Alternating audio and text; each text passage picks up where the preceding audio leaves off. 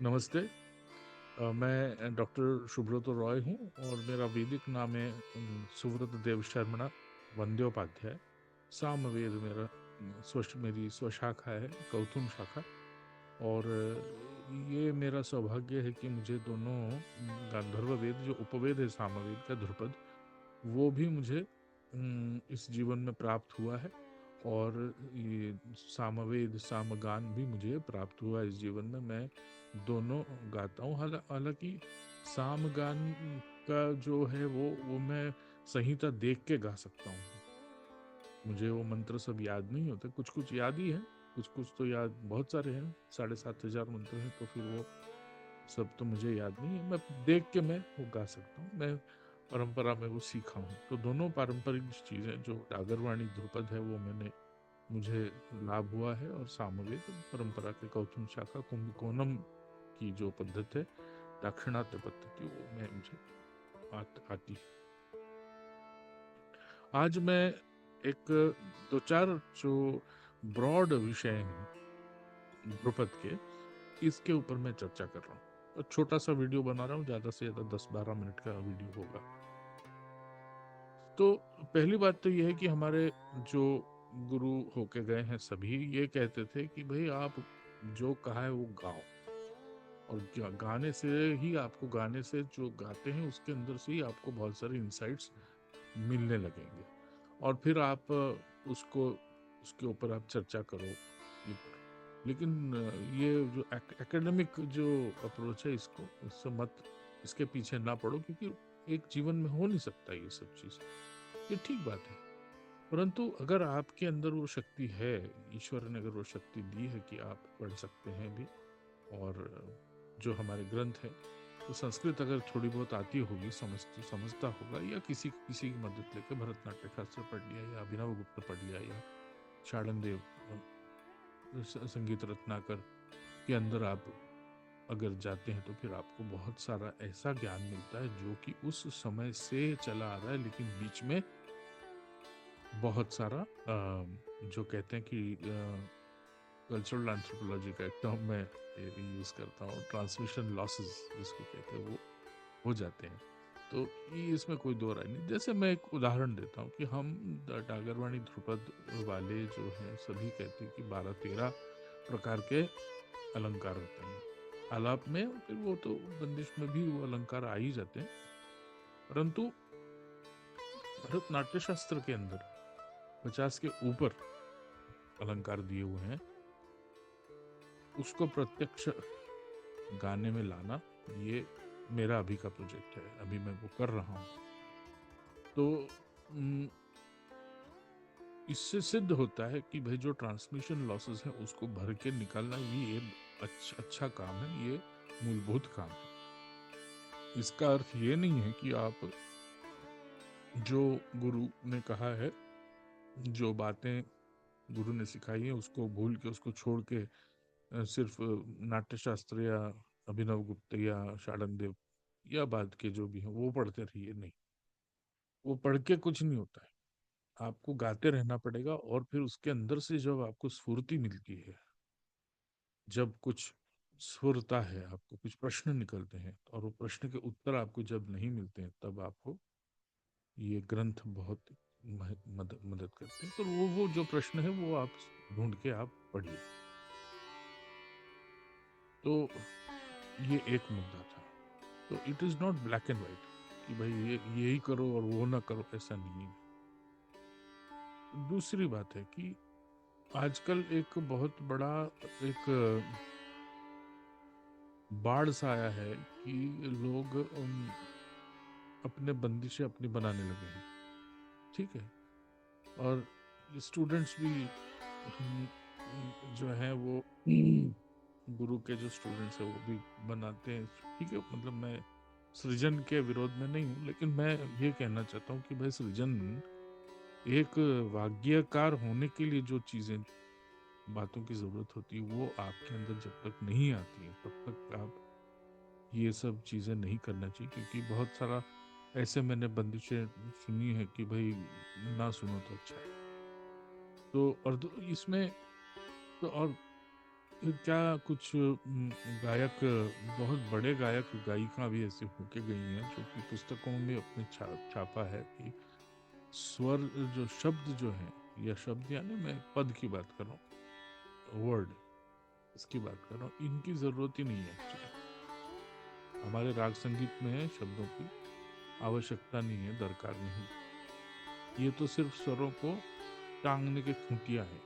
ये प्रचल आप बहुत कुछ ऐसे प्रचलित होने लगा है।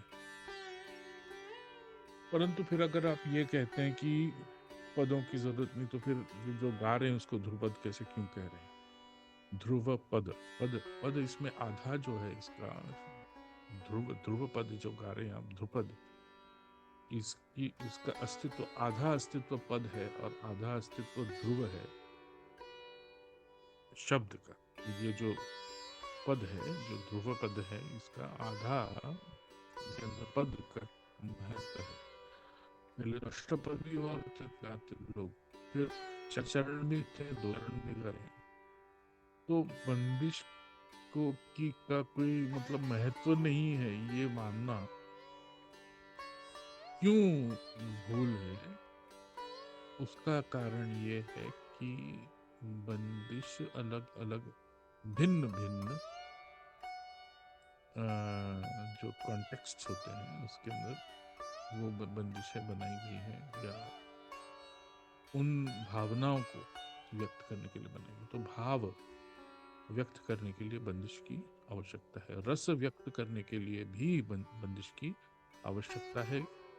और आप जब आलाप करते हो उसमें आप अक्षरों का उपयोग करते हो, विनियोग करते हो, तो वो अक्षर से ही तो पद बनते हैं ना।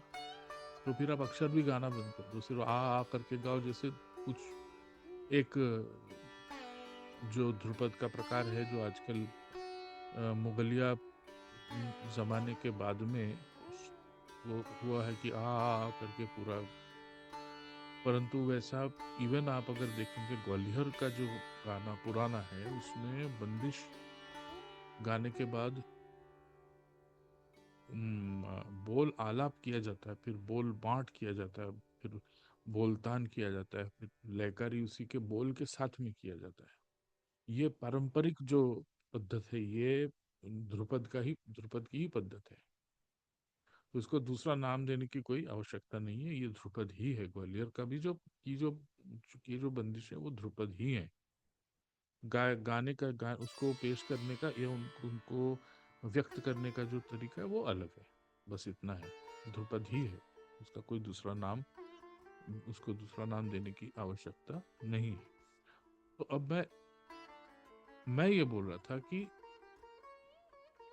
आप अगर बंदिशें बनाते हो और आपको यही पता नहीं कि ह्रस्व दीर्घ प्लुत क्या होता है, आपको यही पता नहीं है कि भाई एक बंदिश का जो छंद है कैसे होना चाहिए और वो ताल के साथ में कैसे उसको एक जीव करना चाहिए, ये आपको मालूम ही नहीं है। या आपने इतनी बंदिशें आपने सीखी नहीं है जीवन में कि आप उन बंदिशों के आधार पे कुछ अपना कुछ योगदान करें।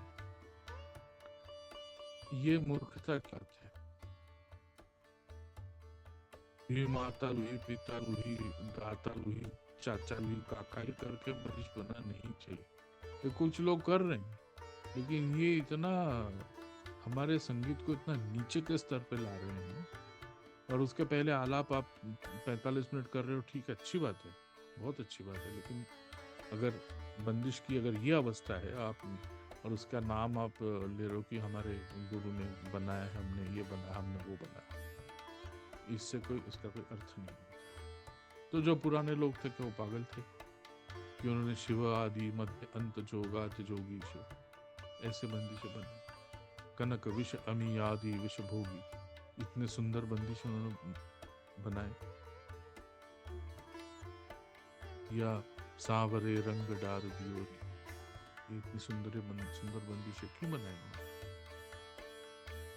एक धमार था पहले वाला, ध्रुपद सदरा था 10 नंबर। चौताल में भी जो बनाए हैं बंदिशें, एकदम चौताल के जो का जो वजन है उसके वजन के हिसाब से वो बंदिशें बने। तो ये एक जो ट्रेंड चला है, ये बहुत ही मेरा ऐसा मानना है कि ये हमारे संगीत के लिए घातक है। तीसरा पॉइंट कि पुस्तक देख के, पुस्तकों में जो बंदिशें आई हुई हैं, जो भैया भातखंडे के वॉल्यूम्स में आए हुए हैं या कुछ मारिफुन नगमात के इसके अंदर आए हुए हैं, उसको देख के उसको उठा के हारमोनियम के ऊपर उठा के गाने की प्रथा भी शुरू हुई है।